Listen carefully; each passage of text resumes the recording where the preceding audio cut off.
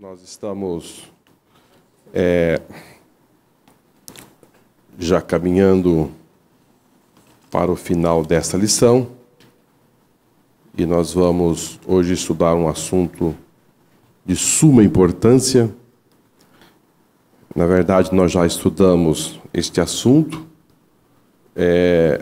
só que hoje ele chega com mais detalhes, com mais aprofundamento. Visto a importância desse assunto, ele é tratado por mais do que uma vez nesse mesmo livro. Agora ele abre um pouco mais o leque, dando uma clareza melhor. E isso é muito bom, viu, irmãos? Porque a palavra de Deus, ela enfatiza assuntos tão importantes para não deixar dúvida. E o homem de linho fino vai dar a Daniel esses detalhes.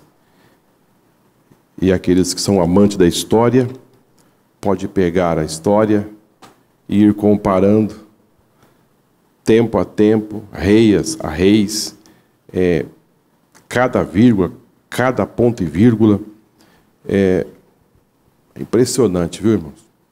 É impressionante. Há quem diga, por entender com tanta clareza, com tanta exatidão, porque quando Daniel falou sobre esse assunto, recebeu, isso estava mais ou menos 350 anos atrás. E se cumpriu na íntegra, e pessoas chegaram a dizer que o livro de Daniel foi escrito depois.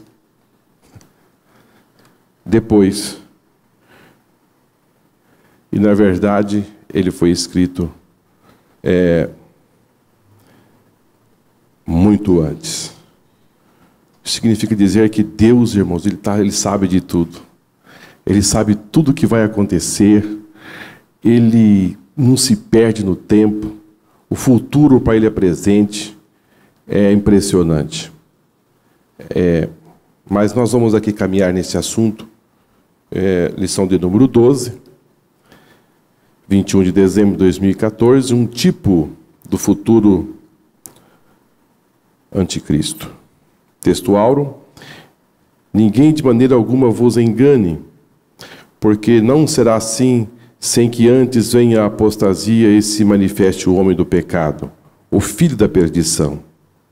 Verdade prática: as conquistas ditatoriais e as atrocidades de Antíoco Epifânio dão uma noção do que será o futuro anticristo na grande tribulação.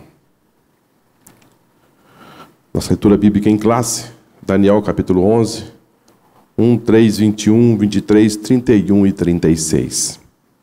Eu, pois, no primeiro ano de Dário, Medo, levantei-me para o animar e fortalecer. E agora te declarei a verdade. Eis que ainda 3 reis estarão na Pérsia, e o quarto será acumulado de grandes riquezas, mais do que todos, e esforçando-se com as suas riquezas, agitará todos contra o reino da Grécia. Depois se levantará um rei valente, que reinará com grande domínio, e fará com que lhe aprover. Depois se levantará-se em seu lugar um homem vil, o qual não tinha dado a dignidade real, mas ele virá caladamente e tomará o reino com engano. E com os braços de uma inundação serão arrancados diante dele, e serão quebrantados, como também o príncipe do concerto. E depois do concerto com ele usará de engano, e subirá e será fortalecido com pouca gente.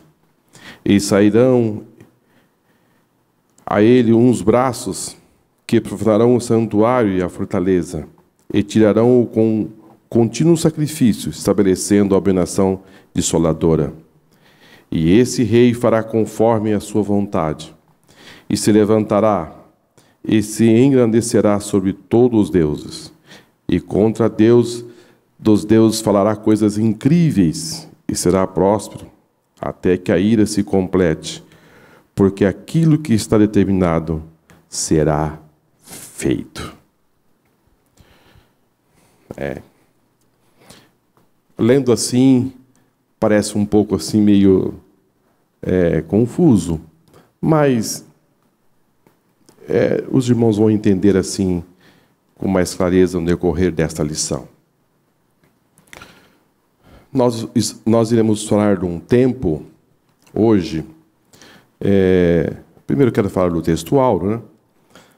Paulo escrevendo à igreja dos Tessalonicenses, no capítulo 2, versículo 3, ele disse: ninguém de maneira alguma vos engane, porque não será assim sem que antes venha a apostasia e se manifeste o homem do pecado, o filho da perdição.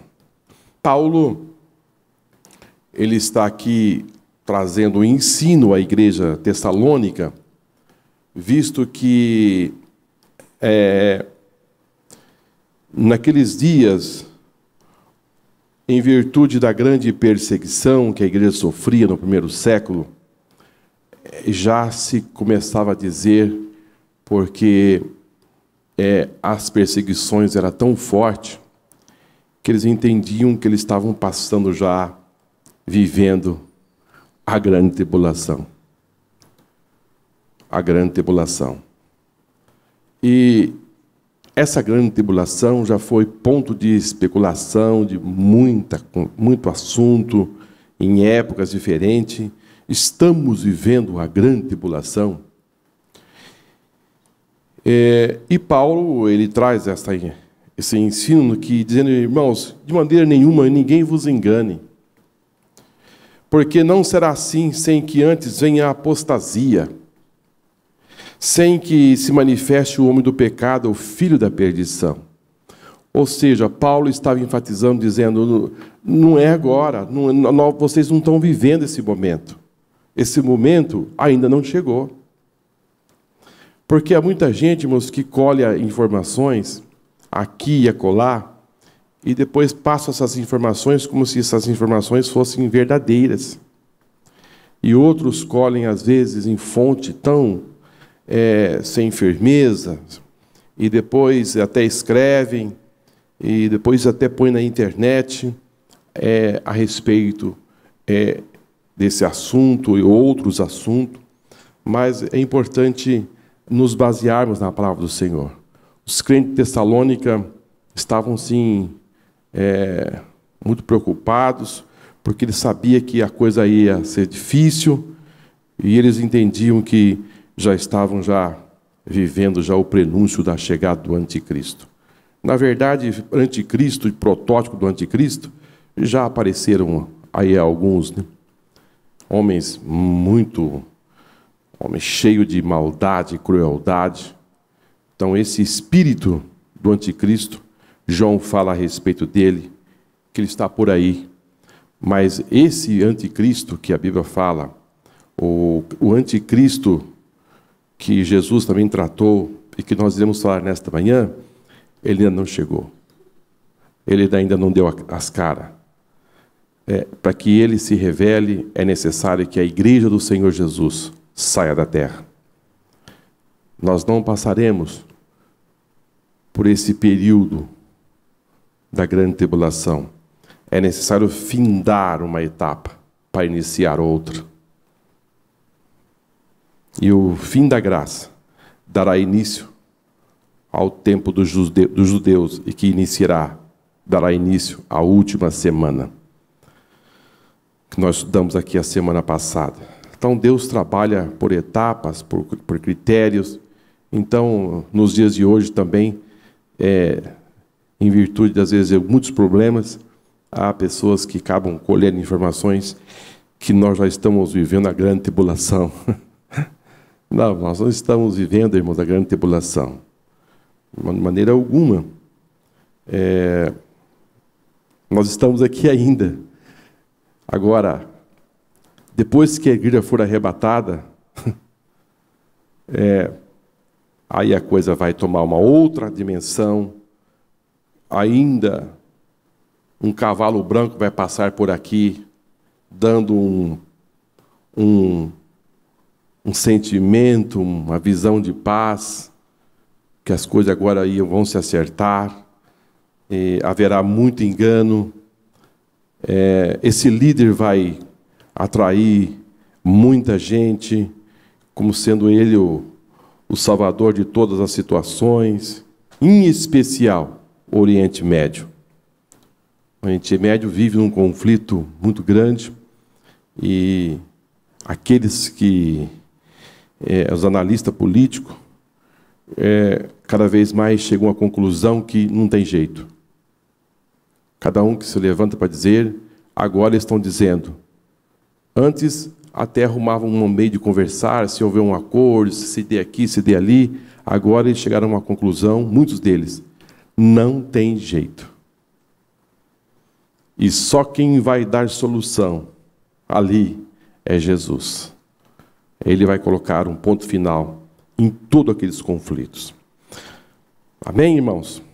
Então, nós dizemos hoje, muitos estão vivendo o que os irmãos de Tessalônica estavam vivendo. Estamos vivendo já na época da grande tribulação. Será que esse aqui não é o anticristo? Ou aquele não é o anticristo? E não, nós não estamos vivendo. E nem tão pouco, irmãos, aqueles que passaram aqui, que foram um protótipo do anticristo, a Bíblia nos dá essa clareza que não foram, eles não eram o anticristo. Revelado aqui, mostrado no futuro. Por exemplo, Etíoco Epifânio, ele não realizou milagres. Ele não fez fogo cair do céu. Embora ele teve atitudes assim, já profetizado, que ele seria um tipo. E, na verdade, ele foi um tipo, porque ele não realizou aquilo que este vai realizar. Então, ele é uma amostra. Mesmo o general Tito, que fez algo tremendo ali em Jerusalém, ele também não realizou milagres, não fez fogo cair do céu e outras coisas mais. Então, ele não é o anticristo. O anticristo vai fazer coisas assustadoras.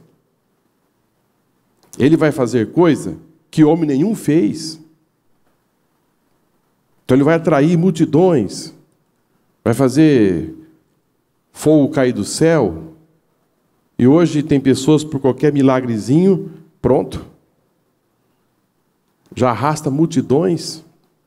Por qualquer coisa sobrenatural que se faça, já é motivo de cercar a cidade. Me lembro de uma imagem que apareceu num vidro, um reflexo do sol, algo parecido, e deu a cara de uma imagem aqui perto, aqui em São Paulo mesmo, e os repórteres chegaram lá e foram ver, era uma sombra, uma imagem, um reflexo, e parecia uma imagem aí de um ídolo. Irmãos, foi o suficiente. A cidade entrou em pavoroso. Tem que cercar a casa. A coisa estava tomando uma dimensão muito forte. Agora, imaginou um homem realizando milagres diante das câmeras, televisão, o mundo inteiro ver. Ele vai atrair, irmãos, pessoas do mundo inteiro. Não vai ser difícil para ele, em pouco tempo, arrastar multidões. Então, esse acordo que ele vai fazer com as nações, ele vai ter um espaço de tempo muito curto. Serão 3 anos e meio de ajuste, de acordos, e firmando aí essas uniões com esses países. E depois de 3 anos e meio, a Bíblia fala que ele rompe os acordos. E aí ele vai imprimir aquilo que ele tem dentro de si, que é a maldade, a crueldade, e se voltará em especial com o povo judeu. Amém? Então, tranquilize seu coração que nós não estamos passando ainda pela grande tribulação, não.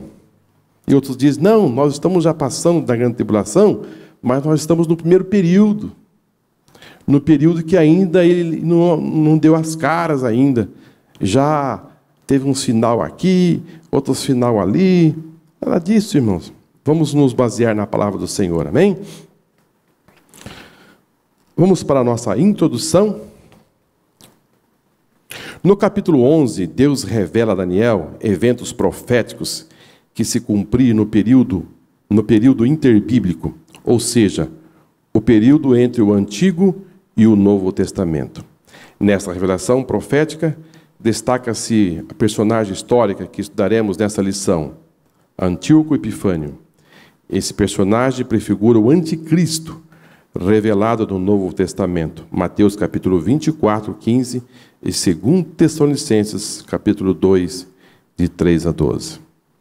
Então, irmãos, aqui nós temos aqui um período que seria o período entre o Antigo e o Novo Testamento. Há Bíblias que têm 4 folhas brancas. Não sei se a sua tem. Vamos ver se a minha tem. Antigamente as Bíblias saíam e colocavam assim 4 folhas brancas.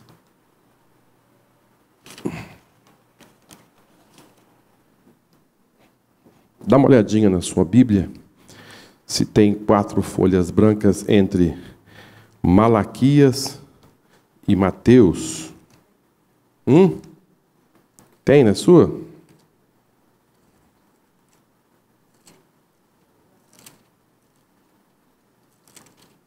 Não, a minha também não tem.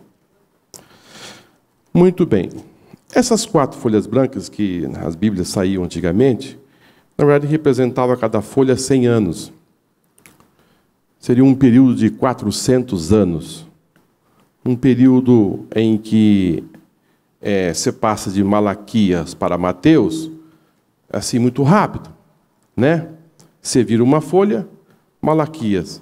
Você vira outra folha, Mateus. Divide o novo e o velho. Mas, na verdade, aí teve um período de 400 anos, aproximadamente. Esse período de 400 anos, Deus não enviou assim nenhum profeta que fosse a sua voz aqui na terra para profetizar, como Deus enviou os profetas maiores, os profetas menores. Não que os profetas maiores tinham assim algo a mais do que os menores. Não, é que os maiores escreveram uma quantidade maior de capítulos, e os menores, classificados como menores, é por isso que escreveram uma quantidade menores de capítulos. Mas todos eles falaram, era a voz de Deus aqui, profetizando aqui nessa terra. Então, nesse período, não teve um profeta assim de forma atuante, levando uma palavra para o povo, mas nem por isso, irmãos, Deus abandonou aqui as coisas e ficaram aqui à deriva. Não tinha profeta, então o povo vivia sem nenhum controle e Deus também não estava tratando nada. Não. Tudo o que estava acontecendo nesse período já tinha sido profetizado por Daniel. E hoje nós estamos estudando um assunto que está dentro desse período, entre Malaquias e Mateus. Então, mesmo não tendo um profeta profetizando aqui, levantando os profetas, não significa que Deus não estava cuidando. Irmãos, Deus cuida, Deus trata em todo o tempo. Seja ele assim, nesse período ou não, tudo que acontece, vai acontecendo, está no controle de Deus. Mas é uma guerra. Quantas guerras vão se levantar aqui nesse capítulo? Deus está no controle, Deus está tratando. Lá na Babilônia, houve o período de Nabucodonosor, depois o período dos medos e persas, depois o período dos gregos, depois o período dos romanos. E eu pergunto aos irmãos, aonde estavam os judeus? Esse período inteiro em que esses líderes, esses países, esses homens governavam, aonde estava o povo judeu? Parecia que estava morto, adormecido, sem nenhuma expressão. Deus não estava cuidando deles? Estava cuidando. Eles estavam pagando um preço? Estavam pagando um preço, mas Deus estava cuidando. Então, nesse período interbíblico, em que não se trata nada, nós temos ali os livros dos Macabeus, que também depois nós vamos tratar aqui, que eles fizeram uma resistência grande, e uma resistência para dar ali paz às terras de Israel. São livros, 1º e 2º Macabeus.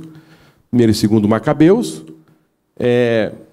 livros que não são considerados inspirados, mas são livros históricos, que vai descrever essa época. Amém? O irmão levantou a mão.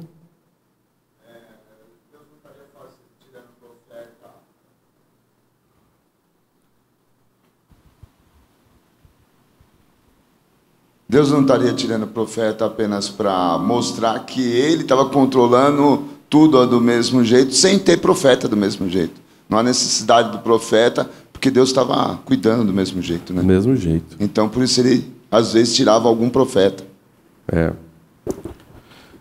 Muito bem. Então, eu confesso aos irmãos que eu cheguei a pensar sobre esse período interbíblico, como que a coisa ficou assim, cada um fazia o que queria, Deus deixou o povo fazendo. Foi um período em que... Porque, na verdade, irmãos, esse período, aconteceu tantas coisas, em detalhes, como os outros períodos também foram detalhados por Deus, porque nesse período foi exatamente que aconteceu a chegada do Messias. A língua grega, a tradução do hebraico para o grego, que foi feito lá em Alexandria, eles agora se valiam do Antigo Testamento no grego, porque a língua grega era a língua, na época, mais difundida, a moeda. Então, as estradas que Roma construiu, tudo foi feito assim. Eles estavam fazendo de forma silenciosa, estavam trabalhando, mas, na verdade, tudo estava sendo preparado para a chegada do Messias. Então, esse período de 400 anos, que nós não temos assim na nossa Bíblia, um tratado, algo assim para nós estudarmos, assim, está na Bíblia católica, que tem esses volumes aí, Macabeus, 1º e 2º Macabeus, enfim. Porém, esse período, Daniel profetizou, está aqui mais ou menos no ano 170 a.C., que esse líder etíope se levanta de uma forma, uma traição com o próprio sobrinho, ele se assume o trono, ele pega o trono, e a Bíblia fala que foi por um engano mesmo, ele usará de engano, e subirá e será fortalecido. Isso aqui foi porque ele tomou, ele usurpou o poder que não era dele, ele não era o sucessor, mas ele se apoderou. Ele se apoderou.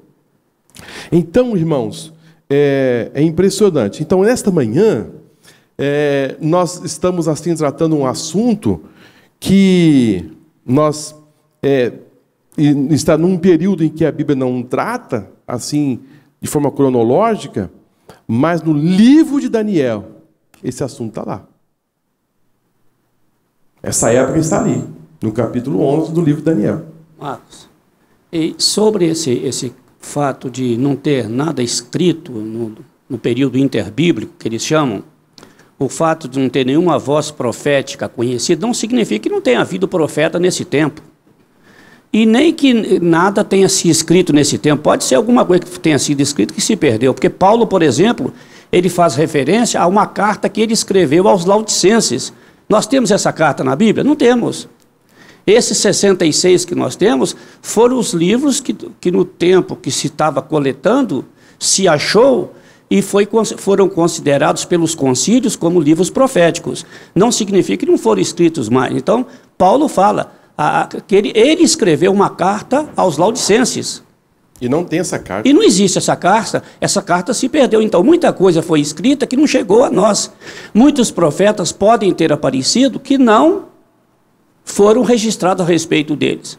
Agora, o importante em tudo, tendo profeta ou não, tendo livro ou não, é que Deus está no controle, com profeta ou sem profeta, com livro ou sem livro, Deus está no controle de todas as coisas. Eu estou trazendo isso aos irmãos porque eu ouvi muito dizendo assim, é um período que Deus silenciou. Não. Deus silenciou nesse período. De forma alguma. Deus não esteve em silêncio nesse período. Embora nós não temos aqui uma sequência de livros aqui por escrito. Não, irmãos, Deus não vai silenciar jamais. Ele tratou com Daniel aqui, passando as informações nesse período. Então, Deus estava tratando nesse período com muita clareza e com muita dedicação, e nada se perdia. Então, Roma, ela se levanta com tanta força, e está ali realizando o seu trabalho. Na verdade, foram uma concessão de Deus para eles fazerem aqueles trabalhos da chegada do Messias. Amém? Predição proféticas cumpridas com exatidão. Essas profecias reveladas a Daniel cumpriram-se fielmente por uns 500 anos até o período interbíblico, que vai do fim de Malaquias ao início de Mateus. Então, isso já conversamos com os irmãos, né? Elas cumpriram fielmente. Isso, irmãos, nos dá, assim, muita força, sustentação em confiança à palavra do Senhor. Porque Ele falou algo que vai se cumprir 200, 300, 400, e hoje, se a gente pega a história e pega a Bíblia, você vai ver que nada mudou. Aconteceu exatamente. A revelação sobre o fim do Império Medo-Persa. Aparece no versículo 1 o nome do rei Dário, o Medo, que é o mesmo em Daniel 5:31. A história bíblica diz que Ciro constituiu Dário como rei. Na Bíblia você vai perceber que Dário ele aparece no início e depois, na verdade, quem assume o comando do Medo e Persa é Ciro. Então, ele dá sua cara no início, mas quem assume mesmo é Ciro.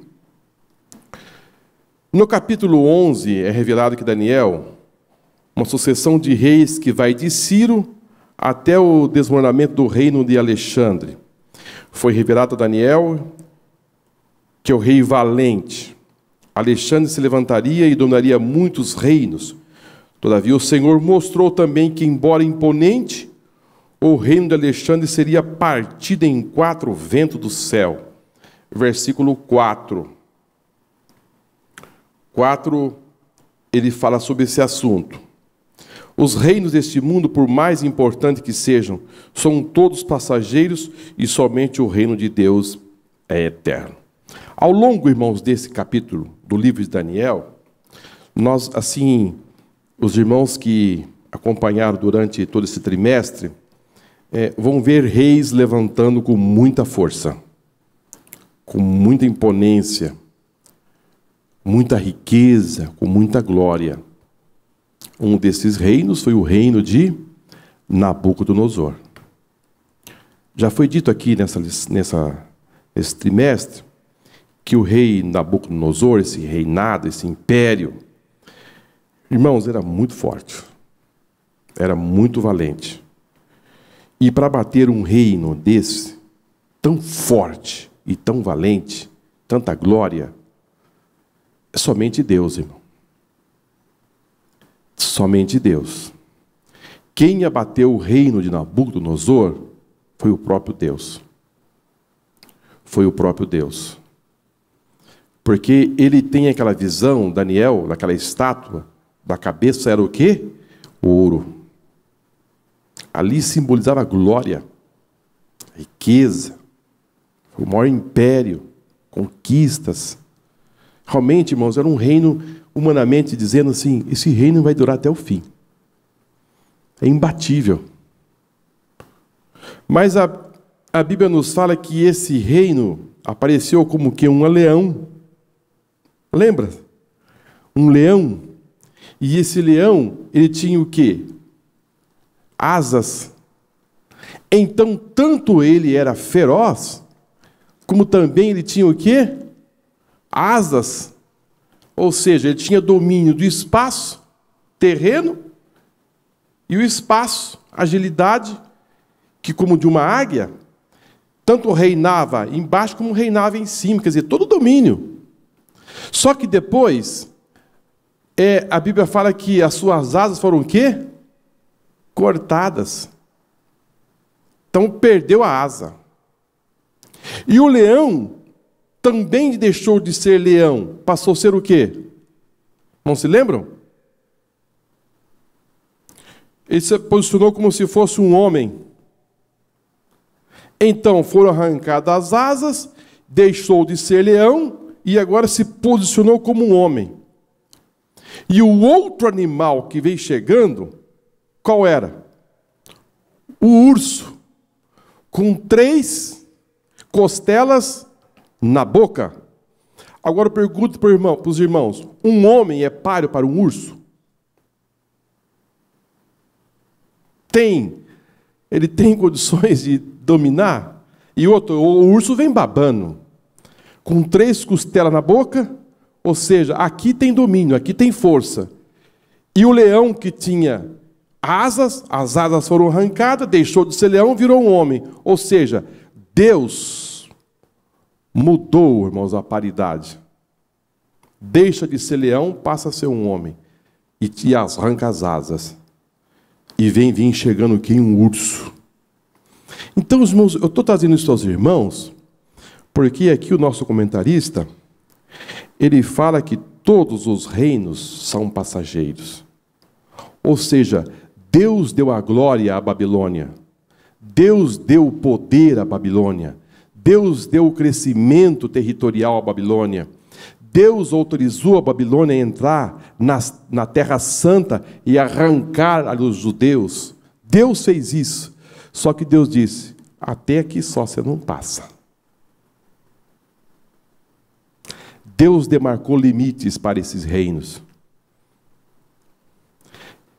Irmãos, eu estava estudando essa manhã, essa noite, pensando nisto, que eu estou passando aos irmãos, me veio um sentimento assim muito forte. Deus controla tudo. Deus tem o controle de tudo. Ele demarca o espaço e o tempo. Esses reinos apareceram, Deus entregou.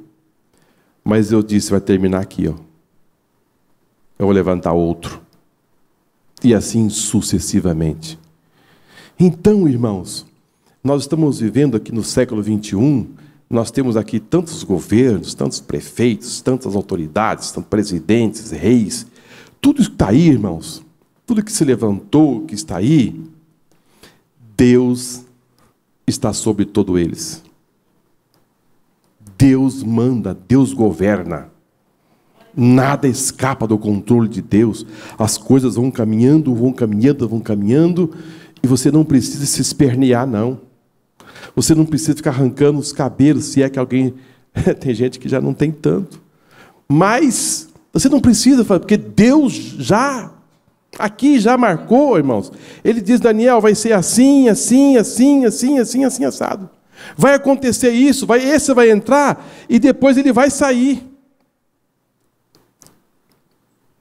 E fala, ele vai ser valente, e foi valente. Ele vai ter muita riqueza, e teve muita riqueza.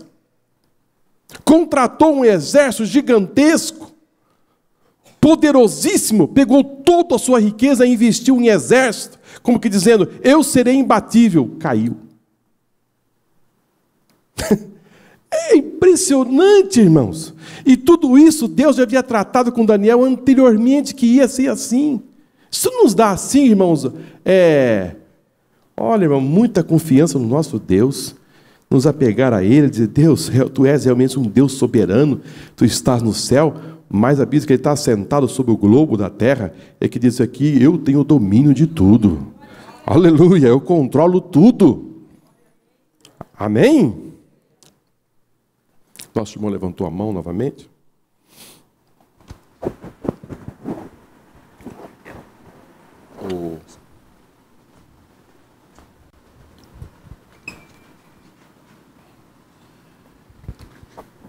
Depois de um tempo que eu li a Bíblia, né, eu cheguei à conclusão que, na verdade, era melhor não ser exaltado para não ser humilhado.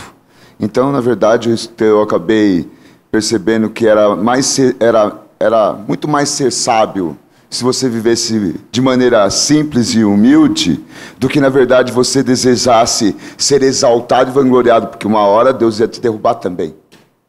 Então havia muito mais sabedoria em viver de maneira simples, né? Amém. E dentro desse assunto, só do nosso tempo, quantos que nós já vimos cair? Hitler, Saddam Hussein, Richard Nixon, Idi Amin Dada, e vai por aí afora. Tem mais? Né? O Hugo Chávez tem o medo de morrer. Isso. Vai muito aí. Isso nós estamos falando de poder político, né? Político. Agora, econômico, de vez em quando, um quebra e fica na rua da amargura. Então, essa lição, assim, eu quero que os irmãos saiam aqui com esse sentimento e tranquilizar os irmãos. Eu fiquei muito tranquilo, irmãos.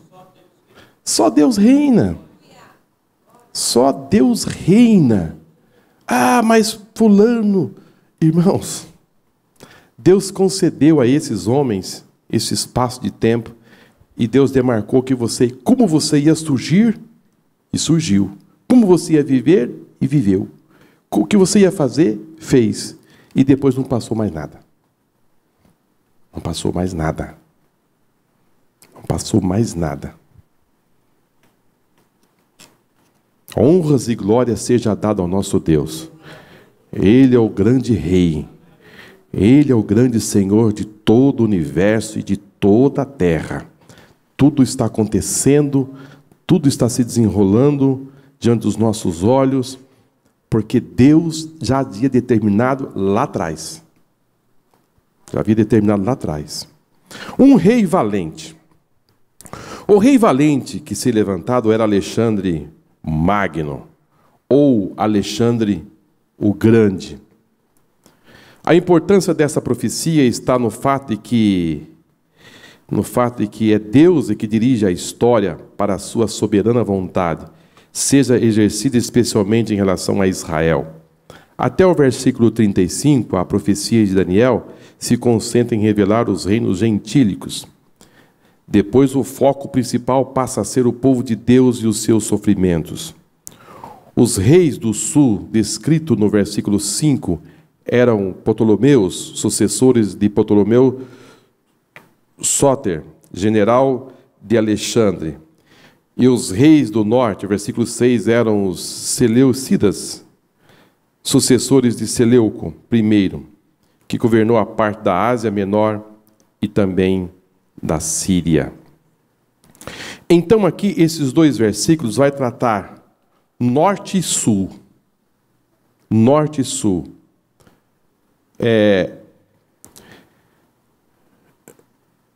O que seria esses dois extremos? Depois nós vamos ver aqui mais na frente que o rei do sul e o rei do norte, esses foram 4 generais que não se contentaram com o seu espaço territorial. Não lembra que nós falamos a respeito daquelas 4 cabeças do bode e também das 4 asas daquele animal? Ele volta, eu disse aos irmãos, ele volta agora, nós vamos tratar desse assunto, desses 4 generais que nós já tratamos, mas agora ele vem assim com uma clareza maior. Por quê? porque nós vamos entrar agora em guerras entre esses reis, o rei do norte com o rei do sul. Então, esse rei do norte é a Síria, e o reino do sul seria o Egito. Esses dois vão se guerrear entre si, e essa guerra vai se durar assim, um período muito grande, e essa guerra parece que não tem fim. E essa guerra vai se terminar, como disse aos irmãos, lá na frente com o confrontamento com os macabeus, que é aquele que está na Bíblia Católica. Eles vão se confrontar e resistir e sairão vencedores. Mas esses quatro generais que assumem depois de Alexandre o Grande ou Alexandre o Magno, eles não se contentam com os seus pedaços de terra, com aquele domínio. Eles querem mais, eles querem avançar, eles querem dominar, e com isso as guerras vão se suceder, vão se levantar, e cada um vai usar os seus meios para conquistar. E até casamento sai, até casamento é oferecido para usar de engano, para ver se eles se apoderam dessas terras. Mas o fato é, irmãos, que essa guerra, como a Síria fica assim bem no norte de Israel, e o Egito fica no sul, então, quando o reino do norte vinha para o sul, eles tinham que passar por onde? Por Israel. Por Israel. Então, eles faziam as suas emboscadas, e até mesmo em terras de Israel. E isso foi acontecendo de forma sucessiva, até que esse etíoco que toma o poder, usurpa o poder, ele tem um ódio cruel de judeus, porque, na verdade, nem todos tinham tanto ódio dos judeus. Por exemplo, o Alexandre o Magno, ele tinha uma simpatia pelos judeus. Ele não tinha assim um movimento hostil contra os judeus. Ele teve uma formação assim, parece que ele foi formado aos pés de Aristóteles. É isso mesmo, professor? Aristóteles, ele também teve uma formação assim um berço em Roma. Ali ele aprendeu muita coisa errada, muita orgia, muita coisa do mal em Roma. Mas depois ele se formou aos pés de Aristóteles, aquele filósofo, e ele muito cedo assumiu o poder, fome de terra, fome de domínio, mas também muita orgia, muito pecado. E ele morre muito cedo, aos 33 anos de idade. E nesses 33 anos de idade ele avançou muito. Ele foi reconhecido biblicamente como o leopardo. Lembra dos animais? Ele foi o leopardo. O leopardo é um animal muito ágil, muito rápido. Tem a família dos leopardos, que é os guepards, né? Que tem uma velocidade, chega até a 90 km por hora. Então, Deus quis assim, especificar quem seria esse Alexandre o Magno. Seria um líder muito rápido, muito ágil. E em 10 anos ele conquistou como que ninguém havia conquistado. Domínio, mas ele morre muito cedo. Naquela época, as doenças não eram como hoje, uma simples febre. A temperatura chegava aos 40, 41 graus. Não tinha um remédio que podia dizer assim, vamos baixar a temperatura, esse corpo. Então eles morriam, basta uma febre, as pessoas morriam. Lembra aquela passagem de Jesus? Que uma menina estava com febre? Então, hoje, o filho está com febre? Não assusta. Não assusta. Tem gente que cura a febre até com um banho. Não é assim? Você já fez isso? Dá um banho frio. Olha lá está a nossa... Não é assim? Como é que cura a febre hoje?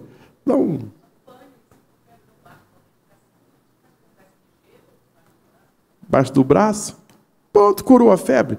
Mas nesses dias aqui, irmão, febre, já sabia que E quantas vezes você já teve febre? Então, quantas vezes você já podia ter ido? Então, se morriam assim por... Mas, na verdade, ele partiu porque Deus disse que chegou a hora. Então, arrumou um tal de uma febre, uma coisa ou outra, mas Deus disse que o tempo dele ia ser curto. E como foi? E quando ele sai, levanta 4 generais. E esses 4 generais vão começar a guerrear,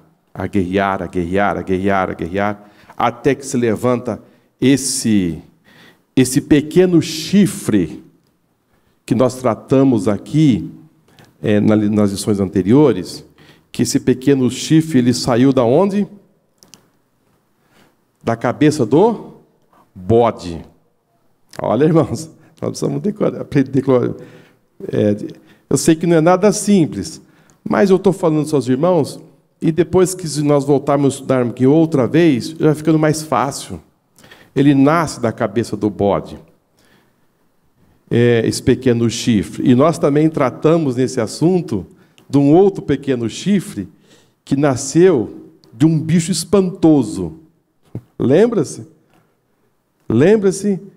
Está no capítulo 7 e versículo 8. E esse pequeno chifre, que é o etíope epifânico, ele está no 8 e versículo 9. Lembra que nós tratamos dos 2 pequenos chifres? Ele aparece aqui agora. É ele. É ele. O que ele vai fazer? Vamos lá. Bom, vamos caminhar aqui mais, depois eu vou dizer aos irmãos o que ele vai fazer. A divisão do reino entre os 4 generais. Afirma o versículo 4 que, estando ele em pé, e o seu reino será quebrado. Alexandre morreu na Babilônia aos 33 anos de idade. O seu reino, como havia sido revelado pelo Senhor, foi repartido por 4 ventos do céu. 4 ventos do céu. Irmãos, percebe que o versículo 4 aqui fala dos 4 ventos, mas se a gente voltar lá em Daniel capítulo 8, só para os irmãos verem que várias coisas vão se fechando.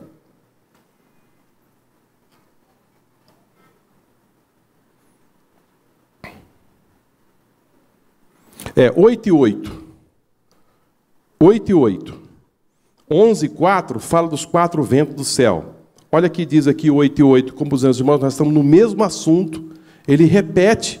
Só que agora o homem do linho fino vai dar a Daniel um detalhe a mais, apenas. Vai descortinar melhor. Porque Daniel precisava entender o que estava acontecendo. Era muita informação. Você percebe que nós estamos aqui 3 meses tratando esses assuntos, e quanta coisa vai se falando, e a gente vai se esquecendo. Irmãos, imagine para Daniel que está recebendo a mensagem. A dificuldade de entender. Então, agora no capítulo 11, ele volta a tratar esse assunto com mais clareza. Mas, no princípio, Deus falou sobre a respeito de um bode. Um bode se engrandeceu em grande maneira, mas estando na sua maior força, aquela grande ponta foi quebrada, e subiram no seu lugar 4 também notáveis. Esses 4 também notáveis, quem são? Os 4 generais.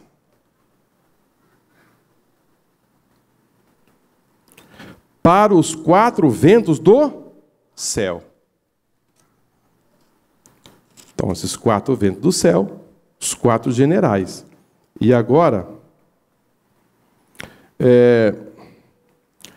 versículo 4 do capítulo 11. Mas, estando ele em pé, o seu reino será quebrado, e será repartido para os 4 ventos do céu. Então ele volta e trata o mesmo assunto, usando até a mesma expressão. Impressionante. Se você quiser, grife isso, porque é importante você fazer essa correlação desses 2 versículos que estão assim em capítulos diferentes. Alexandre não teve um sucessor. O seu reino foi dividido entre os seus 4 generais: Cassandro, Lisímaco, Seleuco e Ptolomeu. Ainda que os historiadores neguem a questão da soberania de Deus nos destinos das nações, não podemos duvidar que Ele permite que os reinos sejam estabelecidos e destruídos. Os 4 ventos do céu, versículo 4, lembra a profecia sobre a figura das 4 cabeças do leopardo.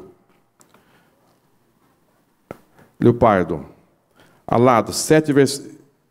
A visão do bode com 4 chifres notáveis. Nós já lemos aqui 8 e 8. As figuras são diferentes, mas as representações dessas figuras são as mesmas, porque falam do Império Grego e a sua divisão depois da morte de Alexandre. Cassandro reinou na Macedônia, Licímaco reinou na Trácia e Ásia Menor, Ptolomeu o reino do Egito, e Séleuco reinou sobre a Síria e o restante do Oriente Médio. Nos versículos 5 a 20, temos uma sucessão de guerras entre esses 4 reis, e especialmente entre o Egito e a Síria, entre o reino do norte e o reino do sul.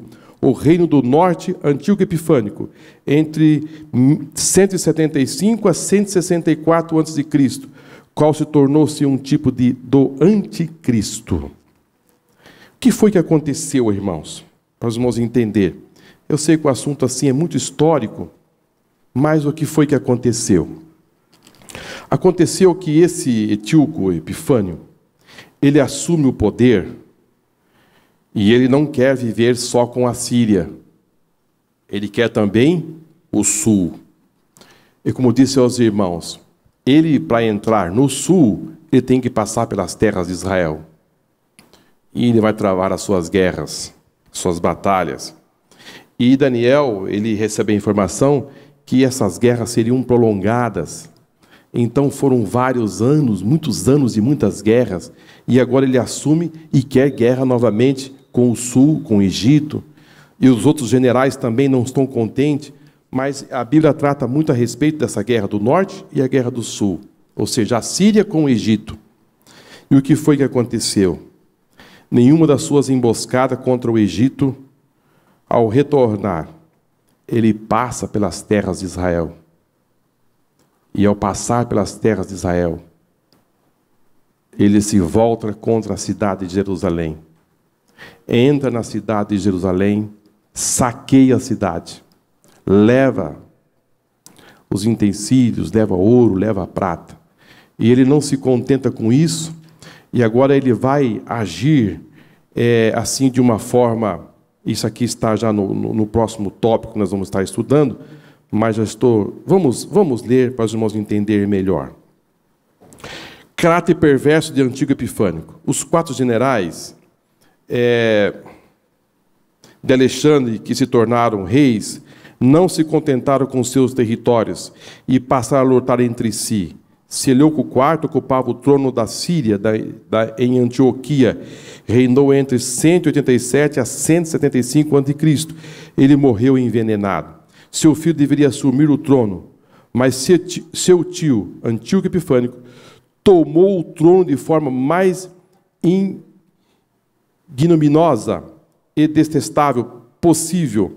Assumiu o trono sírio, mudou seu título de Antíoco IV para Antíoco Epifânio, isto é, o glorioso.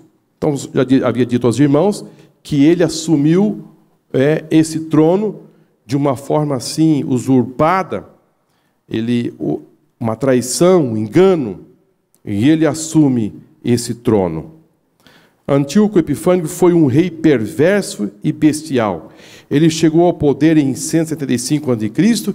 e tinha apenas 40 anos de idade. O vocábulo antigo significa adversário e Epifânio significa ilustre, o que é uma contradição segundo a história. Ele reinou apenas 11 anos e morreu em 164 a.C. Porém, em seus poucos anos de reinado, usou artifícios mentirosos, enganosos e cruéis, como ninguém. Antíoco Epifânico não tinha escrúpulo. Sua ascensão ao trono da Síria foi através de intrigas e engano. Ele derramou muito sangue em guerras, enriqueceu com os despojos quando lutou contra o Egito. O versículo 21 o chama de homem vil, porque fingindo amizade e alianças, entrou no Egito e se apoderou do reino de Ptolomeu Filometer. Então, você percebe que esse homem, ele apareceu no cenário, não é que Deus perdeu o controle e agora surgiu este homem de uma hora para outra. Ele enganou o seu primo, seu sobrinho, e agora ele tomou o poder. Não, tudo isso já tinha sido profetizado por Daniel. Ele aparece no cenário com tanta crueldade, não tinha escrúpulo, era um homem realmente muito cruel, e ele agora vai ser assim, um protótipo do anticristo para os judeus. Um protótipo. Ele vai dar assim uma miniatura de quem será o anticristo que vai aparecer aí. Ele entra nas terras de Israel, saqueia, leva tudo, e ele não se contenta com isso. Ele vem, traz mais 20.000 homens, entra em Israel, e ele sabe como Israel o seu credo, a sua relação com o seu Deus, e ele vai agora confrontar com isso. Vai impedir que os judeus respeitem o sábado. Ele vai impor regras terríveis contra os judeus. Ele vai fazer ali agora cessar o sacrifício, aquilo que os judeus faziam todos os dias, pela manhã, pela tarde.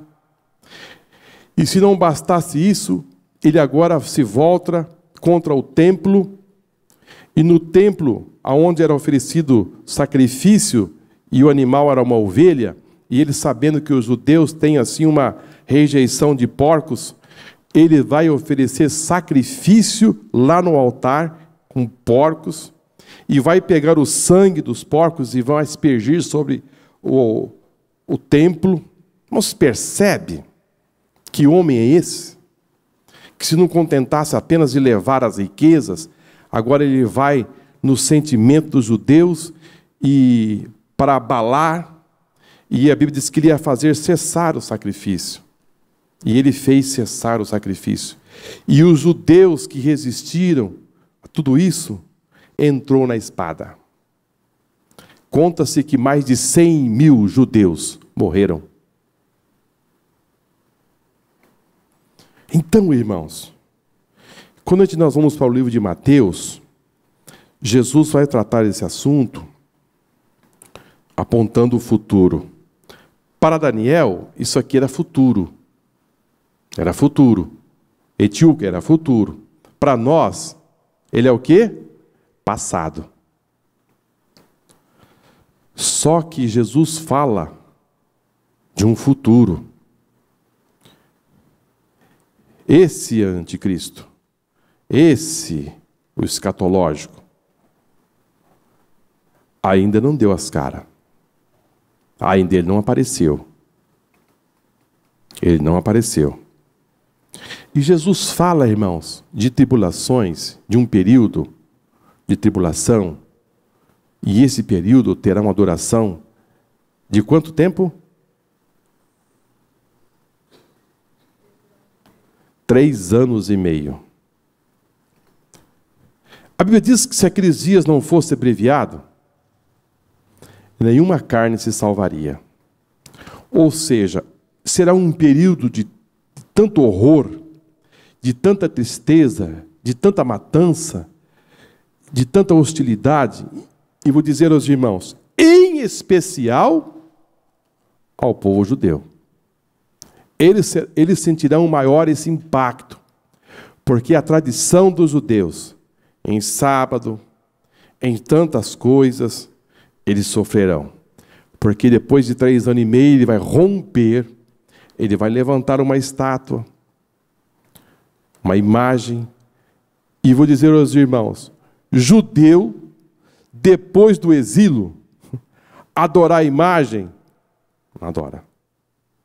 Difícil. Ele vai obrigar a adorar a imagem, e eles não vão adorar a imagem. Então, irmãos, e ele já está com o poder na mão, o poder político, econômico, religioso, porque a trindade satânica vai estar operando aqui, vai ser algo assim muito difícil, e Jesus fala que será um período de grande tribulação, como nunca houve. Então, o que eles passaram nas mãos de Etíope Epifânico é uma sombra. O que eles passaram nas mãos de Tito, no ano 70, quando Jesus disse a eles, olha, vai vir dia difícil para vocês. Também foi um período de muito sofrimento, que espalharam os judeus por toda a terra. Aqueles que não conseguiram fugir, entraram na espada. Mais perto, assim, no ano aqui, assim, mais perto, quando mais de 6 milhões de judeus tombaram na Polônia, Alemanha, os países que os judeus eram carregados assim, os vagões eram cheios, carregados de famílias inteiras, e eles eram levados para os campos de concentração, e eram levados para lugares para serem mortos assim, de forma assim, de grande quantidade, por envenenamento. Conta-se que um amigo que esteve um desses países, ele disse que ele estava num culto, e assim, atrás da igreja, passava uma linha de trem. Uma linha de trem. E ele esteve ali nesse culto, e ali conversando com os irmãos, e eles disseram que eles estavam na escola dominical, no culto pela manhã, eles ouviam o trem passar, atrás da igreja. E era muito próximo a linha. E eles ouviam, irmão, os gritos assim que chegava a arrepiar, que os vagões passavam carregados de judeus. E eles passavam o tempo inteiro em que o trem se dirigia ao destino, os judeus gritavam. E a maioria deles já tudo sem roupa, nus. E eles dentro da igreja, eles até tampavam o ouvido, porque eram gritos de horror, porque eles sabiam do destino. Digo aos irmãos, tudo isto que aconteceu com os judeus, ainda o que vem pela frente é pior. É pior. E está aqui, ó. E Jesus volta e confirma. Porque uma palavra dita por profeta tem peso. Peso. Mas, irmãos, as palavras ditas por Jesus, tem peso. Tem peso. Oxalá, irmãos, todos nós precisamos subir no arrebatamento. Todos nós precisamos subir no arrebatamento. Porque o que vai vir sobre esta terra, num período muito curto, é muito forte. É muito forte.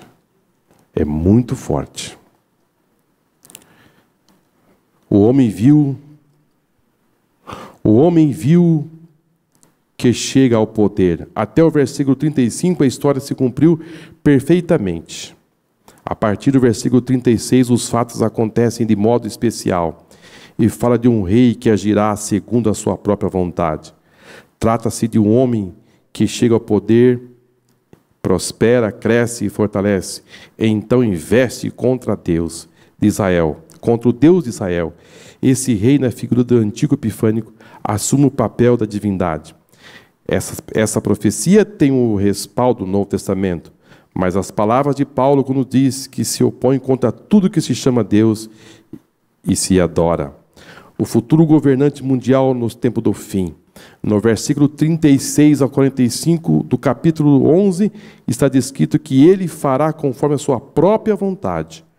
O versículo 40 fala do fim do tempo, apontando para a grande tribulação, que é a Septuaginta semana do texto de Daniel 9, 27. Nesse período, os reis do norte e do sul se unirão numa coligação de nações na terra gloriosa, para a grande batalha do Armagedon, onde o anticristo será derrotado na segunda vinda de Cristo. Precisão profética. Como vimos, Antíoco Epifânio é uma personagem da história que representa o rei futuro, o anticristo, que provocará grande conflito com Israel e fará tudo para destruir a nação, até que venha o Senhor para aniquilar o seu poder. Então aqui está o retrato final, está aqui já sacramentado a chegada desse líder mundial. E eu ouvi, eu não li a revista, mas ouvi de alguém que, como que as nações reunidas, e eles chegaram a uma conclusão e disseram: para uma solução mundial, nós precisamos de um líder só,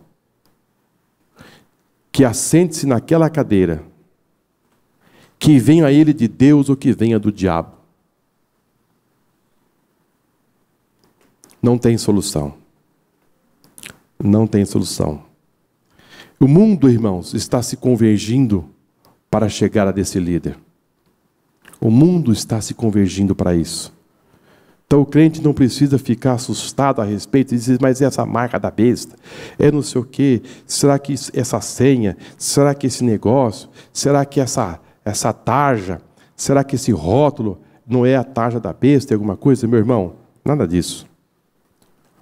Nada disso. Deus está cuidando da sua igreja. Jesus está cuidando da sua noiva. Tudo está sendo bem guarnecido, está bem guardado.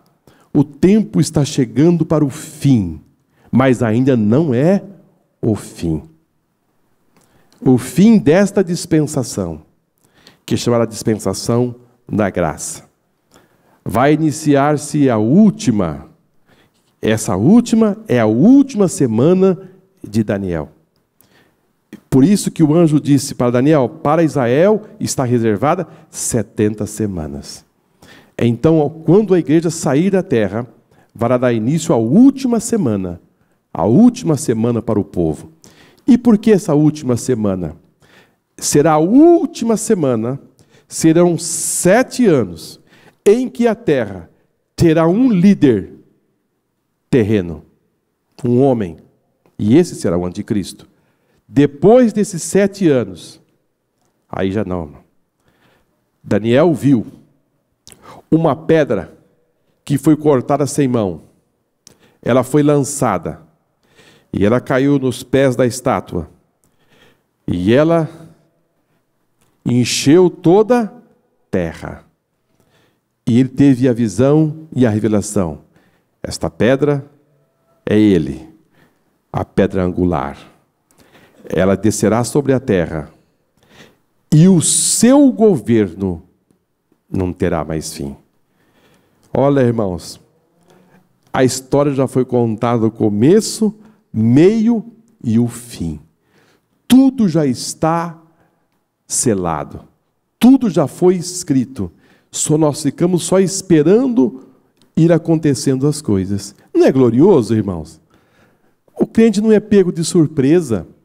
Nós já estamos com o manual na mão aqui e a gente vai acompanhando os acontecimentos, as nações, os povos, as coisas se fechando, a chegada do anticristo. Mas nós sabemos que a chegada do anticristo vai culminar no arrebatamento da igreja. Então nós estamos vivendo num relógio quase meia-noite. Quase meia-noite. O noivo está chegando para levar o seu povo. Glória ao Senhor. Não se espera mais nada aqui. Se costura aqui, agora deu jeito. Deu solução para o problema. Agora deu certo. Agora deu certo. O meu candidato que eu votei ganhou. Ele fez grandes promessas. Agora sim, o meu salário vai mudar. Agora a minha aposentadoria vai aumentar. Agora vai tirar o fator que impede eu ter um salário melhor da aposentadoria. E as pessoas vivem com esperança. Esperança de um mundo melhor, de algo melhor. Depois começa a perceber que aquilo vai segurando como um sorvete. Fica só o palito. Nada. Cria aquela imagem, aquela fantasia inteira, e a pessoa fica cheia de esperança. Irmãos, a nossa esperança é só Jesus. A nossa esperança é só Ele. Todos os reis que levantaram, todos os reis, irmãos, teve tanto reis aqui, que se eu passasse contando assim para os irmãos, as guerras desses reis, esses que levantaram, que caíram, nós íamos passar aqui a tarde inteira. Tudo isso que está descrito no capítulo 11, desses reis, levantaram, caíram, levantaram e caíram, levantaram e caíram, ninguém permaneceu. Agora eu digo aos irmãos, o reino de Jesus permanece. As suas palavras permanecem. E ele chamou os seus discípulos e disse, passará os céus e a terra, mas as minhas palavras não hão de passar. Servir ao Senhor Jesus, irmãos, é servir, é estar no caminho mais seguro, mais sustentável. É o caminho que vai culminar a salvação eterna, a chegada no céu. Outro caminho, não. Jesus disse, eu sou o caminho, a verdade e a vida. Isto nos dá muito conforto. Vamos para a nossa conclusão. A Bíblia declara que o último dia não acontecerá sem que primeiro venha a apostasia e seja manifesto o homem da iniquidade, o filho da perdição, que é o anticristo. Isto se dará no período da grande tribulação. Todavia, a igreja do Senhor não estará mais na terra, assim não verá o anticristo. Você não vai ver ele. Você não vai ver ele. Mas eu não vou ver o anticristo? Não. E também não quero ver. Agora, eu quero ver, João Samuel, a face adorada. Aleluia. Eu quero ver a face adorada. Não, eu queria conhecer o anticristo. Irmãos, que anticristo? Eu quero ver, é o meu Jesus. Aleluia. Por que eu quero ver essas coisas? Não, eu quero ver o meu Jesus, a face adorada, o meu meigo Salvador, aquele que morreu por mim, aquele que se deu por mim, eu quero vê-lo. Amém? Irmãos, que Deus abençoe.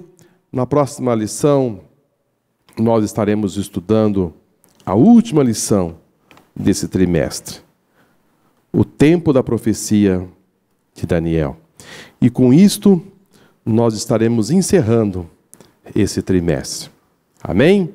Guarda essa revista, casa, se você ficou com alguma dúvida durante essa lição, ou outras lições que nós passamos por aqui, nós estamos aqui em aberto aos irmãos para perguntas e resposta, mas a nossa intenção, nosso projeto dessa escola é trazer para os irmãos a maior clareza possível desses assuntos, porque visto que é um assunto que tem se levantado muitas igrejas com um entendimento tão diferente, e muitos até dizem que a grande tribulação já foi, e que agora é só a chegada de Jesus para instituir o milênio, e tantas coisas se dizem por aí, irmão. Mas, na verdade, não é isso que a Bíblia nos assegura. E, para isso, nós estamos firmados, irmãos, na palavra do Senhor, para você não ser enganado. Amém?